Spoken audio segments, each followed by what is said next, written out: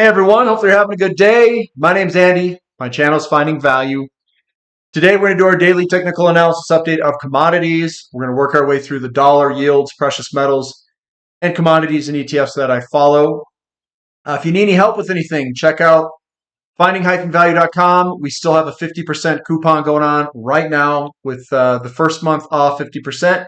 The discount code is August. And we do have a question and answer session tomorrow, which is Saturday at 7 a.m. Mountain Standard Time for the Platinum members question and answer session. Let's dive in. I'll give you my financial opinions of what I'm seeing on the market today, and we're going to dive in right now. So the DXY, we do have a downward move in the DXY and yields today. We've been just ripping it to the upside with yields, which has dragged the DXY higher with it. But today we do have a little bit of relief, down 0.45% on the dollar, coming right back down to that support level that the DXY has been hovering around. The 2-year yield definitely getting hit hard to the downside. This is what we were waiting for. I kept saying the 2-year yield looks like it wants to go lower and that the long end of the curve wants to go higher. And that, I mean, generally speaking, they all kind of move together to some degree. They're kind of all interconnected, and that does generally work its way lower with the dollar. Now, we have a monster move to the downside here today in the 2-year yield. And what I see in this kind of pattern here is you see large selling pressure here, another large selling pressure there. And the way that this moves up is it's kind of struggling to move higher. And we've got more large selling pressure moves through here. So the way that I would view this is we could see lower yields transpire from all this selling pressure that we've seen over the past almost year now, a little less than a year. And yields could continue lower here. The 10-year also, I mean, this was sitting on top of a pattern, ripping higher, but is this that pattern that we look for, the Batman pattern? That is eventually coming up. I don't know. We'll find out. But we got a lot of selling pressure here. This is a bearish engulfing pattern that generally heads lower and is a reversal candlestick for the 10-year. The 30-year also has that, where it's large selling pressure coming in, and we could see further downside in yields in the short term. The TYX-TNX ratio putting in a big fat bullish engulfing, which generally indicates that it wants to go higher. That is the tailwind that generally goes behind gold and silver. So those, past 3-4 days, 2 weeks, yields were just ripping to the upside. Precious metals were kind of just moving slightly lower to sideways above support. So I think they're locked and loaded with a lot of fuel ready to go here in terms of yields and the uninversion of the yield curve. Could we see this curve uninvert and move higher? Yes, and with that also comes the risk of potential slowdowns in the market. It does, and we'll see how the housing market reacts to lower yields and how this kind of all plays together. Lower yields are going to be a tailwind behind home builders, though, and the real estate market. If we get lower yields, at least a substantially lower amount of yields going down, it will be a tailwind behind those markets as well. So the market's trying to balance us all out. But according to this, I mean, this looks good to go higher, which is a tailwind behind precious metals. TLT bond prices, we can see we had the strong selling pressure move. We're getting a little tail on this on the weekly. On the dailies, there's our move higher, and maybe we can come back up for a period of time. Again, I don't know if the path this is going to necessarily scribe out, but it does look like we're going to get a bounce here in the short term. Higher bond prices, lower bond yields in the short term. And that's what the bounce is kind of indicating. Gold up $8. It is sitting on top of its pattern. It is well positioned for a move higher if yields were to sustainfully move lower. Maybe we only have a short-term little pullback. I don't know. We'll see in yields. But today, higher by $8, and we're still above all the support in that 1910 level. Silver also above support, still looking good. Up a little bit today, and we'll see if we get that support where we're at. There we are, right on that support line. And we'll see if we rip it to the upside. If we have lower yields, lower dollar, I think it will be a big enough tailwind to get us to move to the upside here with silver. And this is a shoulder, head, shoulder that just played out. Inverted head and shoulders, perhaps, where we could head higher in silver. Platinum also heading a little bit higher. It's going to also play when the right market conditions come, and I do think that is a potential for those conditions to come and lower yields, lower dollar. XAU to gold ratio up a little bit today. Zooming out, we are still squeezing up in this corner for the ratio over here. Are we going to break to the upside? Or are we going to break to the downside? I don't know. We're going to have to wait and find out. I would assume that if we have lower yields and lower dollar, that this is going to break to the upside. That's my guess, at least. But obviously, we have to verify that and watch that and see that happen.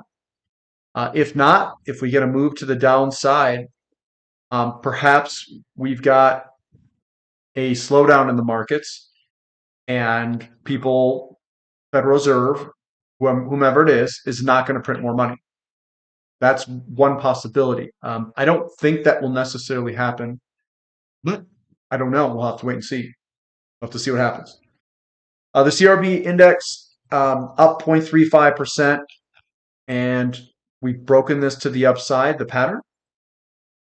There's the breakout there. On a monthly candlestick basis, we got a little bloody nose that is forming. On the weeklies, we have the same thing, and that still looks good to move on up. Could we get a little bit of a pullback in the short term where we kind of move back down like this? It is possible that something like that does occur, but we're above the pattern. We're on top of everything. That's generally a good spot to be if you want to break on and move on higher. The CRB to S&P 500 just moving sideways today, but still looks good to move on up where commodities outperform the S&P 500. So GDX up a little bit. Again, we're right at that support level. This support level's right there going across. We're right at that support level. GDXJ is also at that support level, and SILJ is as well. If you were to look across and you look for support in this general vicinity, you can see we have support in that region. We hit it here, hit it coming back up, hit it in this area there, hit it here. So we're in that general area where there's a lot of support. And we'll see if we can get a bounce here to the upside with the right market conditions behind us, if those decide to show up. Crude oil up 1.3%, still looking very strong. A little bit of a wick at the top, not a huge one. Nothing to really say there's a reversal candlestick or anything, but that looks good to continue higher over time.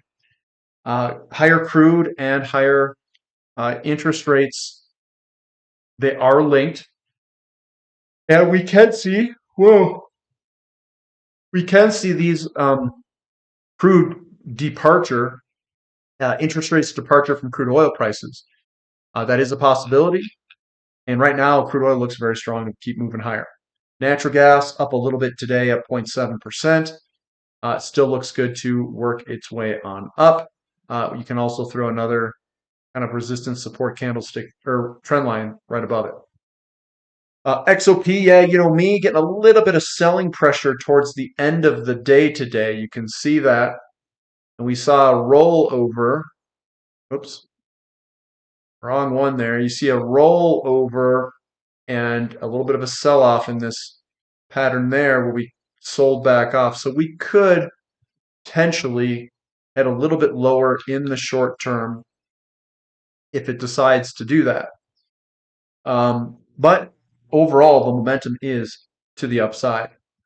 OIH also selling off a little bit today, down 0.13%. We are above support.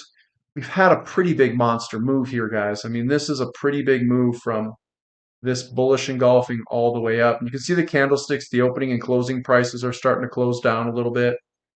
The momentum is being lost a little bit. We are above support right where we're at. So maybe we come back and just kind of rest on support for a little bit.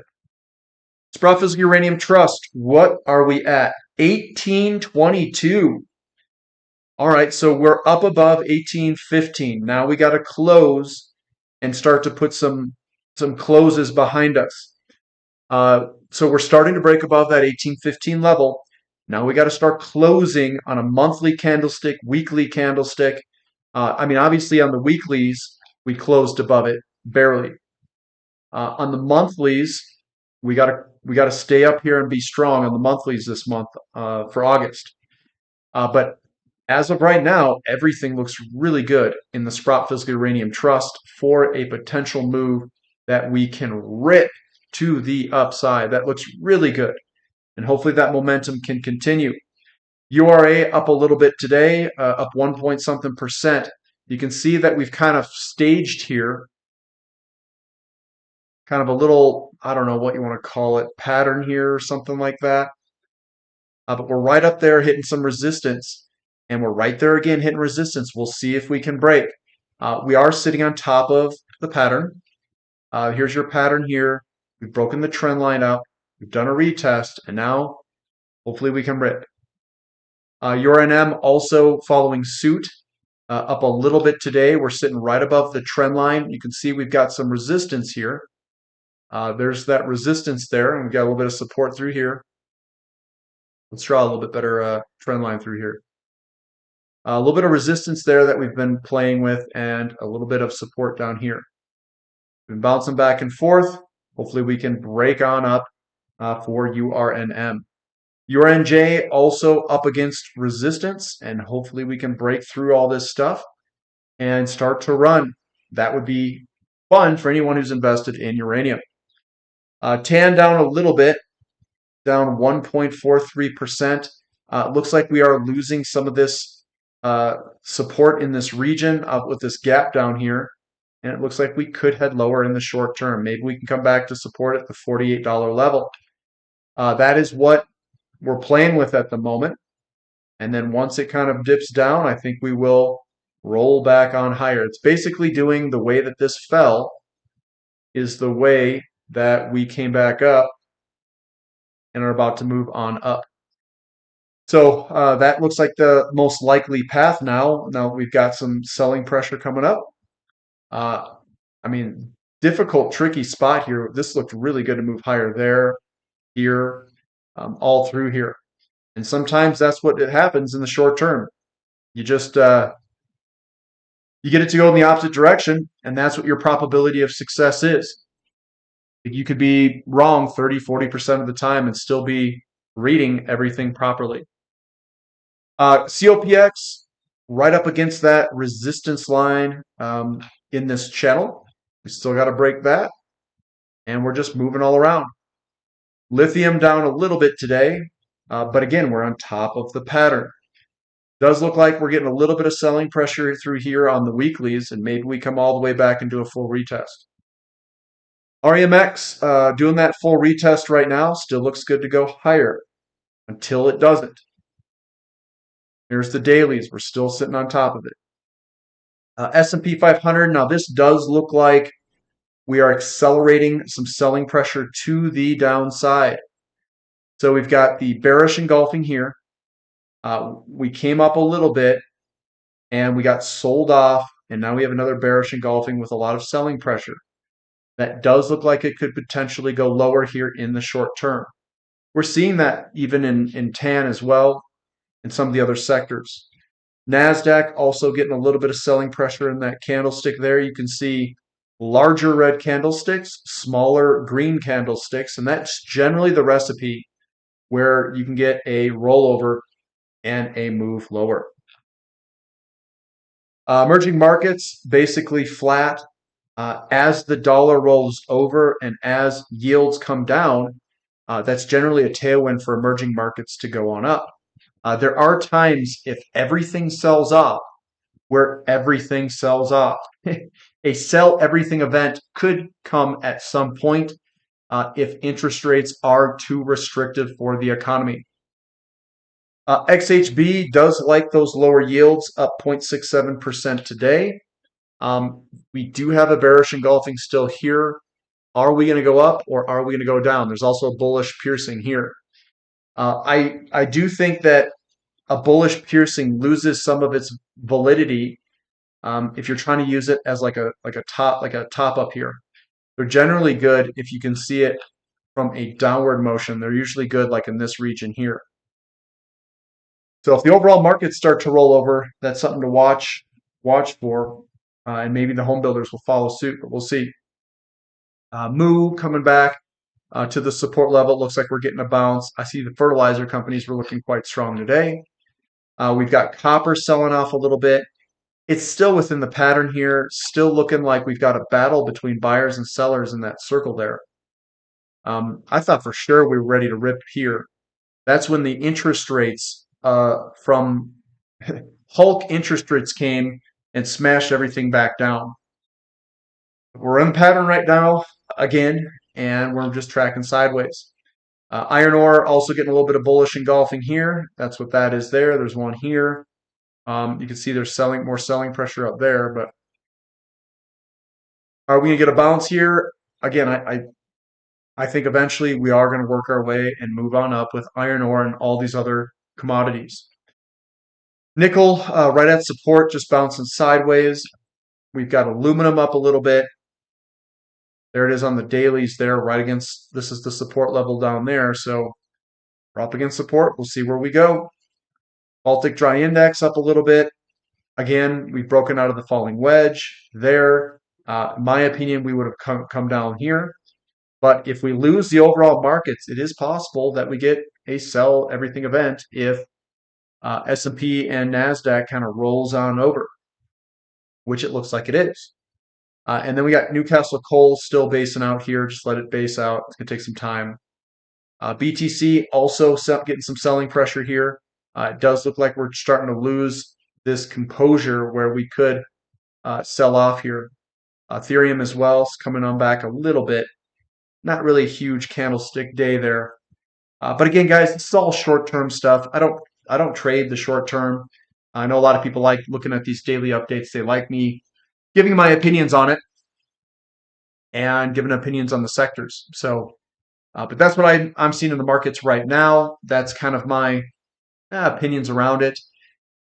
Generally, at this stage, if we see a large move in yields to the downside, that may not benefit the overall market. So if we see the overall markets dive with yields diving, yeah, we could see a slowdown or recession or one of those things, because that means the yield curve is going to uninvert. If that's the case, I think precious metals are going to do quite well. It's going to front run, I think, to some degree. More money printing that will come at some point as well, which will prop up the markets again if these markets, lose themselves to the downside. But right now, overall, a lot of commodities still look good. Commodities look like they want to outperform the S&P 500. We're sitting on top of patterns. That's REMX. COPX is, well, it's moving in a channel. Lithium sitting on top of a pattern. Uranium looks absolutely excellent. And oil and nat gas, a little bit of selling pressure in some of the stocks there. But the overall commodity looks really good. But that's what we've got for today, guys. Thumb up for the content. Subscribe to the channel. Subscribe to the website.